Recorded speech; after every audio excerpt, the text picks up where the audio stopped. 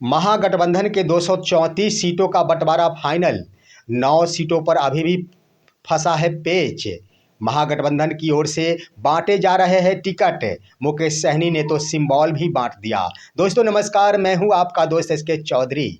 महागठबंधन की ओर से सीटों के मसले पर आखिर विलंब दिखाया जा रहा है, उसके पीछे का कारण क्या है, आइए आज के इस वीडियो में जानते हैं। एक तरफ जहां सीटों का ऐलान नहीं हुआ है, वहीं पर महागठबंधन की ओर से पार्टियों के द्वारा टिकट बांटना भी प्रारंभ कर दिया गया। और इस टिकट बंटवारे में मुकेश सहनी तो एक बार फिर से 4 कदम आगे निकले। उन्होंने टिकट के साथ साथ सिंबल भी बांट दिए हैं। आइए दोस्तों, यह झलकाता है कि महागठबंधन में सब कुछ ठीक ठाक है, सब कुछ सुलह हो गई है और आपसी मतभेद समाप्त हो गए हैं। तभी तो महागठबंधन के एक घटक दल नहीं, लगभग सभी दलों की ओर से टिकट बांटना शुरू कर दिया गया है। परंतु 9 ऐसे सीटें हैं जिस पर अभी भी फंसा है, उस पर भी हम बातें करेंगे। और मुकेश सहनी ने किन किन उम्मीदवारों को सिंबल दे दिए हैं, उन पर भी बातें करेंगे। और कौन पार्टियां बांटी है, और साथ ही साथ इसकी औपचारिक घोषणा पर हम बातें करेंगे। आइए, इससे पहले मैं गुजारिश करूंगा, अगर आपने अभी तक हमारे इस चैनल शौर्या हिंदी न्यूज़ को सब्सक्राइब नहीं किए हैं तो कृपया अभी सब्सक्राइब कर लेंगे। दोस्तों, महागठबंधन की ओर से आखिर सीटों का ऐलान नहीं किया जा रहा है, इसके पीछे भी रहस्य छुपा हुआ है। एक तो घटक दलों के बीच 9 ऐसे सीट है जिसमें तालमेल नहीं बिठ पा रहा है। यह तालमेल कुछ और नहीं है, जो सिटिंग सीट है उसे छोड़ाने की बातें हो रही है। और किसके खाते में गई है यह तो स्पष्ट हो चुका है, कितने सीटें दी जा सकेगी यह भी स्पष्ट हो चुका है। परंतु कुछ सीटें छोड़ने की बातें हो, उस पर क्लियरेंस होना बाकी है। परंतु कुल 234 सीटों पर आपसी सहमति बनने के उपरांत प्रत्याशियों को टिकट भी दिया जा रहा और मुकेश सहनी ने सिंबल भी बांट दिया। आइए दोस्तों, सबसे पहले जानते हैं कि आखिर विलंब का कारण तो यह है, लेकिन एक तरफ महागठबंधन की ओर से आखिर सत्ता पक्ष यानी एनडीए की ओर से कौन से उम्मीदवार खड़े किए जाते हैं, और साथ ही साथ कुछ विधायक या फिर पूर्व विधायक जो आरजेडी में शामिल होना चाहते हैं, उससे महागठबंधन या फिर महागठबंधन के घटक दलों में शामिल होना चाहते हैं, उससे महागठबंधन के चुनावी इस रणनीति में लाभ होगा, इसका भी इंतजार किया जा रहा है। दोस्तों, यहाँ पर देखने को मिला है, एक गजब का खेल हुआ है। एक तरफ जहाँ मुकेश सहनी का सिंबल बांटना एक बड़ा राजनीति एक देखने को मिला है, वहीं पर तेजस्वी प्रसाद यादव के द्वारा एक बड़ी राजनीति की गई है। आइए बातें करते हैं पहले 9 सीटों पर। आखिर वो कौन सा सीट है जिस पर आखिर पेच फंसा हुआ है। तो 9 सीट में दोस्तों एक सीट है जो कि सीपीआई एम की सीट है। सीपीआई एम की मात्र एक सीट है जो कि मटिहानी की सीट है, बेगूसराय मटिहानी की सीट है, वह सीट फंसा हुआ है और इसे छोड़ने की बातें की जा रही है। मटिहानी वही जहां पर दावेदारी चिराग पासवान की ओर से भी की जा रही है। तो दूसरी तरफ आप गौर करेंगे तो यहाँ पर जदयू की ओर से मटिहानी सीट को अपने कब्जे में ले लिया गया, चिराग पासवान को भी नहीं दिया जा रहा है। इसी को लेकर जब वहाँ पर विवाद है, इसलिए महागठबंधन ने अपने इस सीट को भी नहीं सुलझाया है। जरा सोचने वाली बात है कि महागठबंधन की ओर से भी यहाँ दांव खेला जा रहा है। हो सकता है यहाँ से अगर उम्मीदवारों की घोषणा कर दी जाए तब एनडीए का विवाद ही समाप्त हो जाएगा और उम्मीदवार को देखते हुए ही उम्मीदवार को खड़ा किया जा सकेगा। इसलिए इन सीटों को तत्काल संदिग्ध रखा गया है महागठबंधन की ओर से।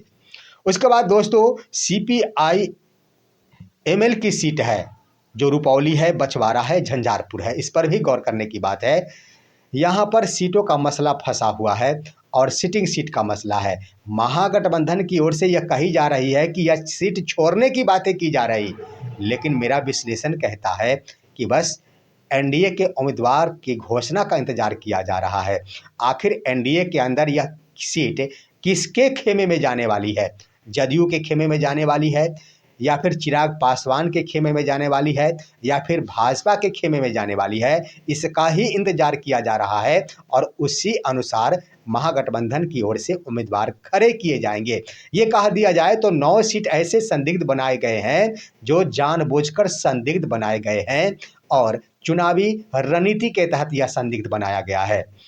अब आइए दोस्तों, कांग्रेस की कुछ सीटें हैं जो भी संदिग्ध रखा गया है, इसे भी छोड़ने की बातें कही जा रही है महागठबंधन की ओर से। वो सीटें हैं नरकटियागंज, कहलगांव, बिस्पी, हरलाखी और नौतन। ये कुल 5 सीटें हैं कांग्रेस के जिस पर सहमति नहीं बन पाई है और इसे भी संदिग्ध रखा गया है। कहा जा रहा है कि ये सीट अदला बदली की बातें हो रही है, यानी कांग्रेस को इन सीटों को छोड़ना होगा, ये बातें की जा रही। लेकिन वही बात कि यहाँ पर वही राजनीति और उम्मीदवार की पहल की जा रही है। उम्मीदवार एनडीए की ओर से विश्लेषण किया जा रहा है कि जो ही उनकी ओर से उम्मीदवारी पेश की जाएगी, महागठबंधन के घटक दलों में जिन घटक दल के उम्मीदवार सबसे ताकतवर होंगे, वैसे एनडीए के उम्मीदवार को परास्त करने में सही साबित होंगे, योग्य दिखेंगे, उन्हें ही उतार दिया जाएगा। इस तरह की रणनीति बनी है। तो यूं कह दिया जाए कि ये दिखावा हो सकता है, लेकिन जब 234 सीटों पर सहमति बन गई, अगर 1 मिनट के लिए मान ही लिया जाता है दोस्तों कि अगर कुछ मसले चल रहे हैं सीटों के बंटवारे को लेकर, तो क्या तमाम 234 सीटों पर सुलह हो गई और 9 सीटों पर सुलह नहीं होगी? इसे भी मान लिया जाता है दोस्तों, और अंतिम रूप से महागठबंधन का सभी पेच सुधरता हुआ और सुलह होता हुआ दिखाई देगा। एक और बातों का मैं आपको हवाला देना चाहूँगा दोस्तों। आज संसदीय बोर्ड की बैठक थी और बैठक के क्रम में आरजेडी की ओर से लालू प्रसाद यादव को सीटों के बंटवारे पर फैसला लेने की जिम्मेदारी सौंप दी गई। आखिर उनके स्तर से कौन सी सीटों का, तो दोस्तों आरजेडी की ओर से किन उम्मीदवार को टिकट दिया जाएगा, सिंबल दिया जाएगा, इसकी फैसला, इसका डिक्लेरेशन, इसका निर्णय राष्ट्रीय अध्यक्ष लालू प्रसाद यादव लेंगे। आखिर ऐसा क्यों निर्णय लिया गया? लेना ही था तो क्या महागठबंधन की ओर से ही निर्णय लिया जाता? दोस्तों मैं बता देना चाहूंगा, महागठबंधन की ओर से समन्वय समिति के अध्यक्ष तेजस्वी प्रसाद यादव है ही और सब कुछ हो चुका है। आरजेडी ने यह घोषणा भी कर दी है कि 12 अक्टूबर तक आरजेडी अपने तमाम सीटों का ऐलान कर देगी, यानी सीटों का वितरण कर देगी और सीटों का बंटवारा भी प्रारंभ कर दिया गया है।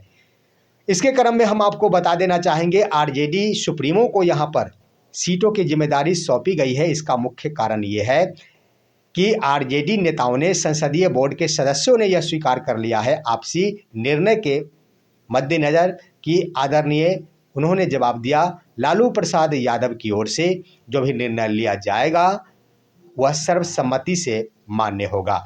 यानी सर्वसम्मति से मान्य होगा मतलब आरजेडी में भगदड़ ना मचे, कोई इस बात के लिए सवाल नहीं उठा सके कि तेजस्वी प्रसाद यादव ने कुछ अच्छा फैसला नहीं लिया, और सर्वमान्य होगा, इसकी घोषणा पहले ही कर दी गई तो किसी प्रकार की फूट उत्पन्न न हो, इससे संबंधित निर्णय ले लिया गया। अब आइए दोस्तों, आरजेडी के तरफ से 41 उम्मीदवारों की सूची भी तैयार कर ली गई है और अंदर खाने हम बता दें कि औपचारिक रूप से भले ही घोषणा नहीं हो, लेकिन महागठबंधन के सभी घटक दलों की ओर से सीटों का ऐलान गुप्त तरीकों से कर दिया गया है। उनके संभावित जो उम्मीदवार थे उन्हें इसकी सूचना दे दी गई है। आरजेडी के स्तर से 41 नेताओं को टिकट फाइनल कर दिया गया और इस बात की सूचना उन्हें दे भी दी गई है। साथ ही साथ उन्हें क्षेत्र में प्रचार करने की बातें कह दी गई है और ऐसा उनके स्तर से चारों तरफ घोषणा भी की जा रही है। जैसे अब समस्तीपुर की बातें की जाए, अख्तरुल इस्लाम शाहीन की ओर से ये बातें की जा रही है, मेरा टिकट फाइनल हो गया, तो अन्य भी है। तो इस तरह से सूचनाएं प्रदान कर दी गई। अब आइए दोस्तों, लेकिन यहाँ पर 4 कदम आगे निकले हैं वीआईपी सुप्रीमो मुकेश सहनी, जिन्होंने सीटों का बंटवारा भी किया, टिकट भी कन्फर्म किया और सबसे बड़ी बात की सिंबल भी उन्होंने बांट दिया।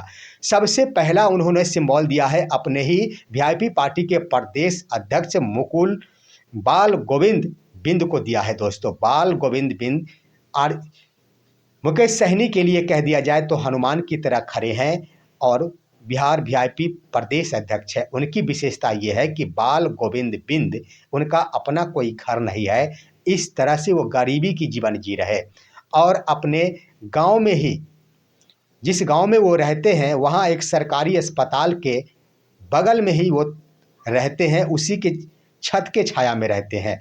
तो आखिर वीआईपी के द्वारा ऐसे व्यक्ति को सबसे पहले तो प्रदेश अध्यक्ष बनाया जाना और दूसरी बात सबसे पहला टिकट दिया जाना एक बहुत बड़ा यहाँ पर दिल भाव कहा जाए, यहाँ पर आदर का भाव कहा जाए, यहाँ पर भावपूर्ण कहा जाए, उदार भाव कहा जाए, इस नीति का वीआईपी की ओर से प्रदर्शन किया गया है।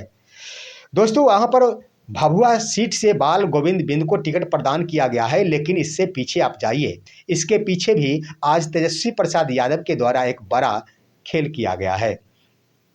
हम आपको बता दें कि भभुआ सीट से आरजेडी के विधायक थे भरत बिंद।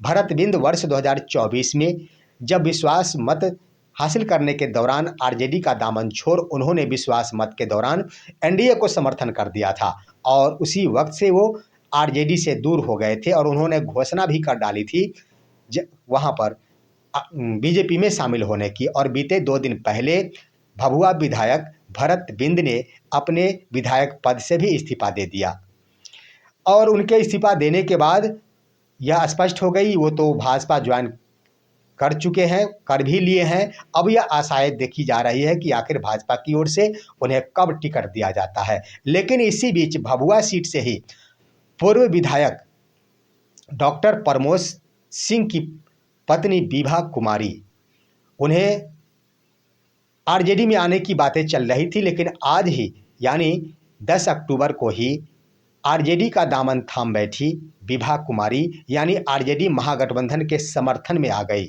एक तरफ भरत बिंद आरजेडी के विधायक थे जो भाजपा में चले गए, तो दूसरी तरफ आरजेडी ने पूर्व विधायक को जो जदयू के ही थे डॉक्टर प्रमोद सिंह, उनकी पत्नी को महागठबंधन आरजेडी में दामन थाम लिए उन्होंने। और दूसरी तरफ मुकेश सहनी के द्वारा तुरंत ही इस पर कार्रवाई करते हुए उसी भभुआ सीट से बाल गोविंद बिंद को टिकट कन्फर्म करते हुए सिंबल दे दिया गया। तो इस तरह से महागठबंधन का यहाँ पर राजनीतिक दांव बड़ा ही सफल साबित हुआ कि 2 तरह से यहाँ पर महागठबंधन सत्ता पक्ष को घेरने का काम किया है। एक तो बागी विधायक को भी सबक सिखाया जाएगा, दूसरी तरफ एक भाव दरिया दिली भाव वीआईपी की ओर से दिखाई गई जो घर विहीन व्यक्ति को टिकट दिया गया, और तीसरी तरफ की जदयू के एक पूर्व विधायक के फैमिली को आरजेडी का समर्थन प्राप्त करवा लिया गया। दूसरी तरफ आप गौर करेंगे दोस्तों, तारापुर सीट से सकलदेव बिंद का सीट कंफर्म करते हुए अंतःगत्वा वहां पर सिंबल भी प्रदान कर दिया गया मुकेश सहनी की ओर से। उसके बाद शेखपुरा से पप्पू चौहान को सिंबल बांट दिया गया वीआईपी की ओर से। बरारी से संजू सिंह निषाद को वीआईपी पार्टी ने सिंबल दे दिया। तो अभी प्रथम चरण में 4 को सिंबल प्रदान कर दिया गया। अब आपके मन में सवाल उठ रहा होगा कि वीआईपी आखिर लड़ेगी कितने सीटों पर। तो दोस्तों मैं एक बात कहना चाहूँगा, मैं पहले से ही कहते आया हूँ, जितने सीटों पर चिराग पासवान चुनाव लड़ेंगे उतने ही सीटों पर मुकेश सहनी भी चुनाव लड़ेंगे। आपने देख ही लिया, मैंने कहा था कि जिस तरह मुकेश सहनी के लिए डिक्लेरेशन होते जाएगा, चिराग पासवान का भी समस्या का समाधान उसी तरह होते जाएगा, क्योंकि दोनों का कुछ इसी तरह का गठजोड़ है। ठीक उसी प्रकार चिराग पासवान भी उधर भाजपा की तरफ मनते दिख रहे हैं। भाजपा की तरफ उन्होंने कह ही दिया है कि जब प्रधानमंत्री नरेंद्र मोदी का छत्र छाया हमारे ऊपर है तो उनके रहते हमारे सम्मान में कोई कमी नहीं हो सकती, यानी बातों की सुलह हो रही है। तो यहाँ मुकेश सहनी वाली बात भी बिल्कुल स्पष्ट हो रहा है कि उन्होंने सिंबल बांटना शुरू कर दिया। अब आइए दोस्तों, सीपीआई की ओर से भी, सीपीआई-एम की भी एक बड़ी बात है, उन्होंने भी सिंबल बांट दिया है। सीपीआई-एम की ओर से 2 सीटों पर सिंबल बांट दिया गया है, जिसमें एक है मांझी से सत्येंद्र यादव को दे दिया गया है। सत्येंद्र यादव वही है सीपीआई-एम के संरक्षक हैं वर्तमान जो देख रहे हैं सीपीआई-एम को। और दूसरी तरफ आप गौर करेंगे तो विभूतिपुर से अजय कुमार को टिकट कन्फर्म कर दिया गया है सीपीआई-एम की ओर से। उसके बाद 13 सीटों पर अंतिम रूप से कन्फर्मेशन कांग्रेस की ओर से भी दे दी गई है। तो उधर आप देख लेंगे सीपीआई-एमएल की तरफ से भी कैंडिडेट को सूचना दे दी गई है। तो इस तरह से मात्र औपचारिक ऐलान बाकी रह गया है। अब बस देखना है कि चंद घंटे बाद ही इसकी औपचारिक भी घोषणा हो जाएगी। लेकिन ये भी बात सत्य है कि जब तक एनडीए की ओर से प्रत्याशियों की घोषणा नहीं की जाती, तब तक महागठबंधन की ओर से स्पष्ट हो गया है कि प्रत्याशियों की घोषणा प्रेस कॉन्फ्रेंस के माध्यम से नहीं की जा सकेगी। फिलहाल आज की खबर यहीं तक। आप सभी हमारे इस वीडियो को लाइक कीजिए, अन्य दोस्तों के पास शेयर कीजिए और आप दीजिए अपने दोस्त को इजाज़त। हम फिर मिलेंगे आपसे अगले वीडियो में, तब तक के लिए नमस्कार।